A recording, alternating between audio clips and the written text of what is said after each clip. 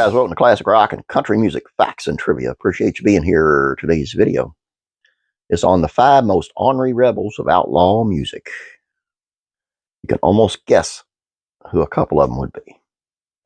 And yep, you're right. You guessed it. Here we go. And we're going to start with Mr. Wayan Jennings. That was a good choice right off the bat. Not a clear consensus on who's responsible for the creation of the outlaw country subgenre. Wayan Jennings is as good as anyone to be credited with that achievement. His rebellion against the country music establishment was more than just about his style of music or dress. He negotiated a deal with RCA Victor in which he could produce his own records and make them at the studio of his choice. It's hard to imagine that his 1973 album, Honky Tonk Heroes, would have had the same lo-fi charm if left in the hands of producers chosen by the label. Billy Joe Shaver. If Jennings is a central figure in outlaw country, then Honky Tonk Heroes was a seminal album, and Billy Joe Shaver's fingerprints were all over it. He wrote or co-wrote all but one of the album's 10 tracks and worked with Jennings, sometimes contentiously, on the arrangements. Shaver's own album, Old Five and Dimers, Like Me, is an old important part of the outlaw country canon.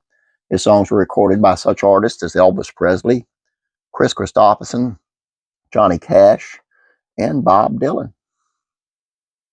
Jessie Coulter. The outlaw country movement was male-dominated, but Coulter scored one of the biggest hits to come out of the subgenre when she took to I'm Not Lisa to #1 on the Billboard country charts and #4 on the Billboard pop charts.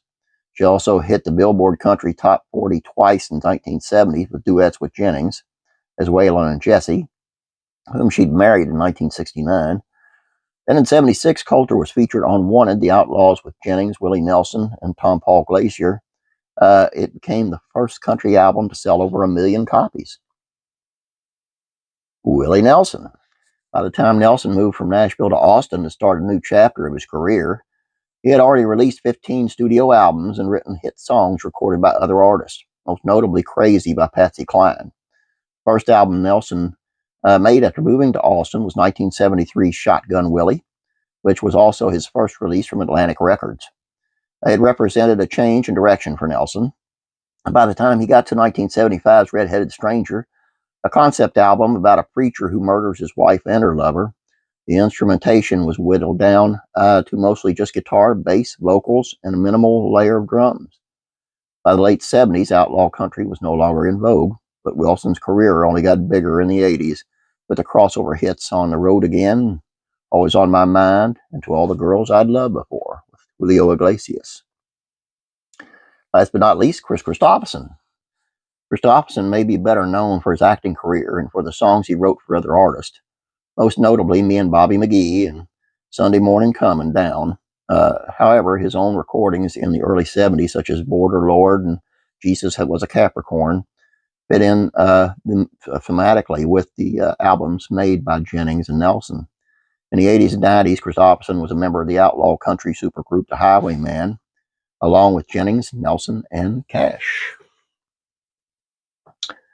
And there you go. I'm going to have a lot of people probably argue with me on this, but Willie Nelson's version of Always on My Mind shouldn't have recorded. Elvis had a version out that just could not be beat. I'm sorry, Elvis Presley's voice is just meant for music like that. Willie Nelson, not so much. Willie was a great songwriter, but he's in that clique with, this is just my opinion, with artists like Tom Petty and Bob Dylan and Neil Young that I don't think can sing at all. Great songwriters, great songwriters. Which wasn't my taste, I guess. I'm going to catch hell for that, I know I am. Go ahead, hit me in the comments, that's okay. Anyway, that's all I have for you. Hope you guys enjoyed this. Please don't forget about classic TV facts and trivia. Please check that out if you would. Have a great day. God bless you. Be praying for you.